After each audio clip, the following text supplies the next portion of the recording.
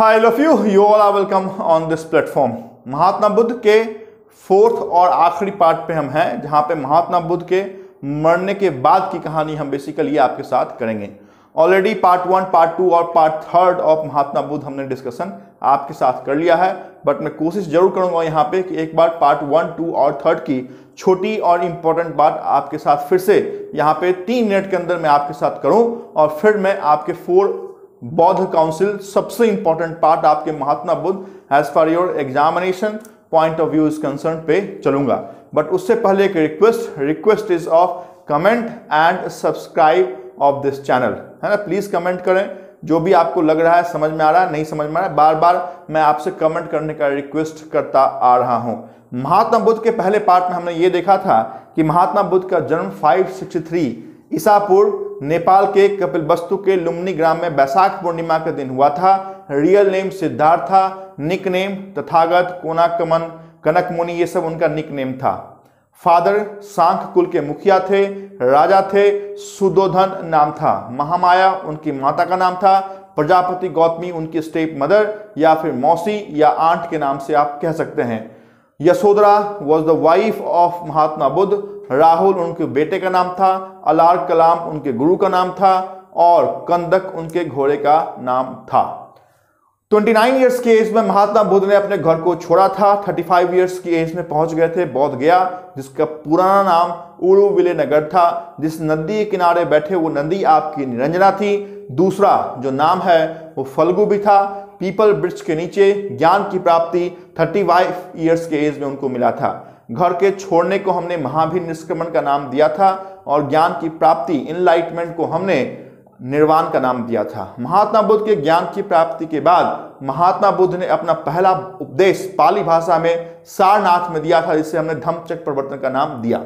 और महात्मा बुद्ध की मृत्यु आपके 483 BC 80 इयर्स की एज में हुई, जिसे हमने महापरिनिर्वाण का नाम दिया था।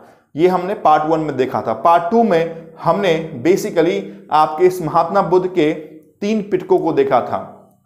कौन कौन से पिटक थे? तो सूत पिटक, विनय पिटक एंड अविधम पिटक। ये हमने बेसिकली 3rd पार्ट में देखा था, बट इसको पहले शेयर कर लेते हैं कि 3 पिटक है, सूत पिटक, विनय पिटक और अविधम पिटक। सूत पिटक की रचना आनंद, विनय पिटक की रचना उपाली और मोगली पुत्तिसा ने अविधम पिटक की रचना की थी। महात्मा बुद्ध के डॉक्ट्राइन, महात्मा बुद्ध का एथिक्स, महात्मा बुद्ध का नॉलेज, महात्मा बुद्ध की सेइंग, महात्मा बुद्ध का स्पीच आपके सूत पिटक में लिखा हुआ है।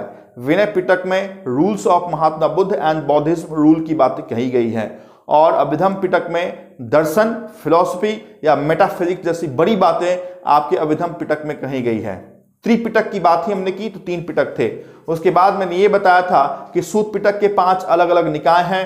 वहां पे हमने अंगुत्तर निकाय से लेकर दिग्ग निकाय जैसी बड़ी बातें की थी।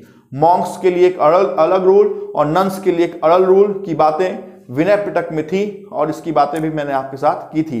सेकंड पार्ट में हमने आपके साथ शेयर किया था आपके महात्मा बुद्ध के 4 आर्य सत्य।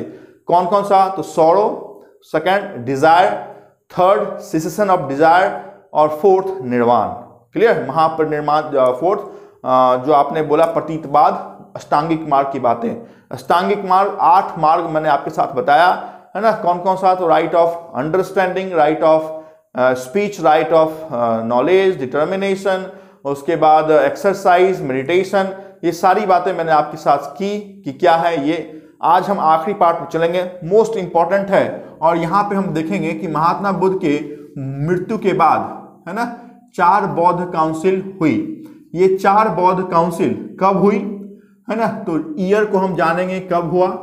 दूसरा हम ये जानेंगे प्लेस किस जगह पे हुआ। तीसरा हम ये जानेंगे कि उसके चीफ कौन थे, है ना, कि अध्यक्ष जो हैं वो कौन थे। 4th में हम ये जानेंगे कि उस समय के वर्तमान जो किंग थे वो कौन थे, और आखिर उस जो बौद्ध काउंसिल इसमें हुआ क्या था।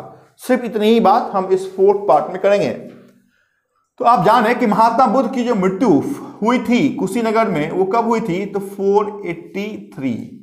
तो this was the first year when first बौद्ध काउंसिल वाज शेड्यूल्ड। 483 BC, ये सब BC में चल रहा है।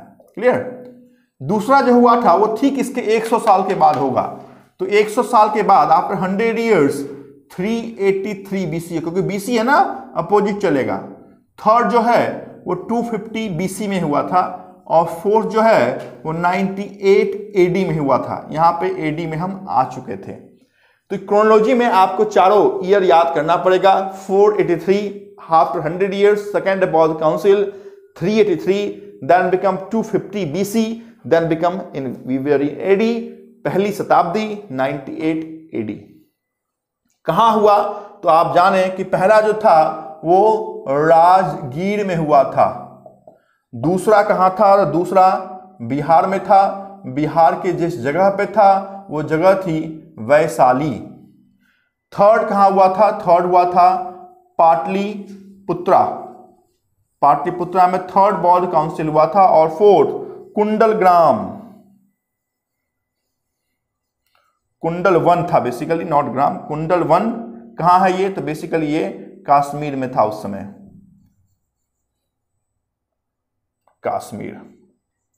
तो ये चार अलग अलग जगह हैं जहां पे आपकी वो चारों बौद्ध काउंसिल शेड्यूल्ड है। इतना ज्यादा इंपॉर्टेंट है कि आप बौद्ध काउंसिल याद ना करें और डायरेक्ट एग्जामिनेशन में चले जाएं और कहें कि हम बौद्ध के क्वेश्चन सॉल्व कर लेंगे, not possible.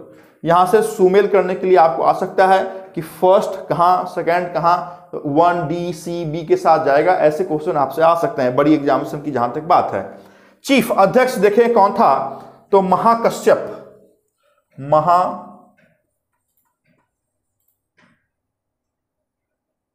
Mahakashyap was the chief in first बौद्ध काउंसिल। उसके बाद सेकंड में कौन था? सेकंड में था सब्बा, है ना, ये भी ऋषि मुनि थे, सब्बा कामी। सब्बा कामी वॉज द अध्यक्ष इन सेकंड बौद्ध काउंसिल। उसके बाद मोगली पुत्तिस्सा was the अध्यक्ष in third बौद्ध council, and Vasumitra was the अध्यक्ष in फोर्थ बौद्ध काउंसिल रिस्पेक्टिवली। चलें, तो ये सारी बात इंपॉर्टेंट है। किंग में हम आ जाते हैं। किंग में जो पहला किंग था वो आपकी अजात शत्रु थे, है ना। तो यहां पे अजात शत्रु was the king in first बौद्ध काउंसिल। सेकंड में कौन थे? तो कालाशोक थे। जब ये हम चलेंगे प्री मौर्य डायनेस्टी में तो वहां पे बात करेंगे, है ना, कालाशोक कौन से वंश के हैं, अजातशत्रु कौन से वंश के हैं। प्री मौर्य डायनेस्टी में मौर्य से ठीक पहले 3 वंश थी बेसिकली, हर्णक वंश हो, नाग वंश हो या नंद वंश हो, तो वहां पे हम इन लोगों की बात करेंगे। अजातशत्रु पहले में, कालाशोक सेकेंड बौद्ध काउंसिल में राजा थे। थर्ड में सम्राट अशोक, कलिंग की वॉर 261 ईसा पूर्व, हमेशा याद रखें। और फोर्थ में सेकेंड अशोक कहा जाने वाला आपका जो राजा था उसका नाम था कनिष्क। तो ये 4 respective year, 4 respective place, 4 respective अध्यक्ष chief and 4 respective king of 4 बौद्ध काउंसिल। फैक्ट में क्या हुआ था? तो यहां पे सूत पिटक जो थर्ड पार्ट में हमने देखा था उसकी रचना हुई थी। यहां पे विनय पिटक की रचना हुई थी और यहां पे आपके अविधम्म पिटक की रचना हुई थी। और यहां पे आते आते महात्मा बुद्ध अपने 2 भाग में बट चुका था। एक थे आपके हीनयान और दूसरे थे आपके महायान। तो ये दोनों आपके इंपॉर्टेंट आपके पार्ट हैं, हीनयान महायान। कहीं कहीं वज्रयान भी आपने देखा है, ठीक, उसकी बात तो हमने किया है आपके साथ। हीनयान क्या थे?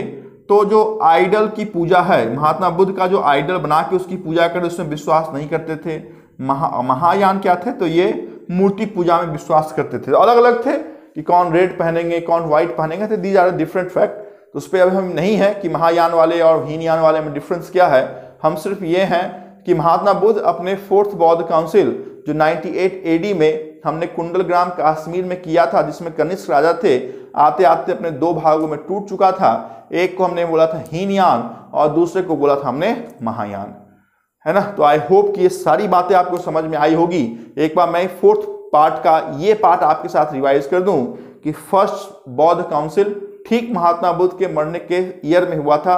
The year was 483 BC, second was ठीक 100 ईयर्स के बाद 383 BC, third in 250 BC and fourth was in first AD।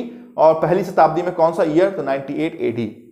अलग अलग मैंने प्लेस लिखा है, पहला राजगीर में हुआ, दूसरा वैशाली में हुआ, तीसरा पाटलिपुत्रा में हुआ और चौथा कुंडलवन कश्मीर में हुआ।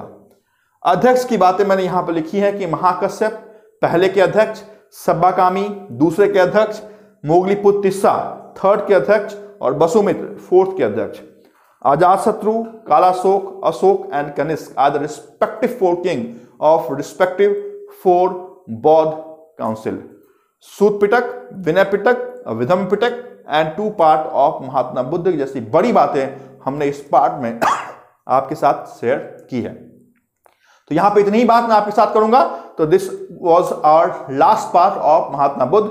नेक्स्ट जो पार्ट होगी वो आपके जैन धर्म पे बेस्ड होगी, जहां पे हम महावीर की बातें करेंगे, जहां पे हम ऋषभ देव की बातें करेंगे, पारसनाथ की बातें करेंगे। वहां पे आपको एक्चुअल पता चलेगा कि बौद्ध धर्म और जैन धर्म में डिफरेंस क्या है। तो यहाँ पे जितनी बात मैंने 4th पार्ट आपके साथ बताया है, एक एक बात आप देखें, क्यों हमने लिखा, कैसे हमने लिखा, कहाँ पे हमने स्ट्रेस डाला, किन चीजों को हमने रिपीट किया, तो ही आपके पास एक कंसेप्ट बहुत अच्छा निकल के सामने आएगा। Thank you so much for watching this video.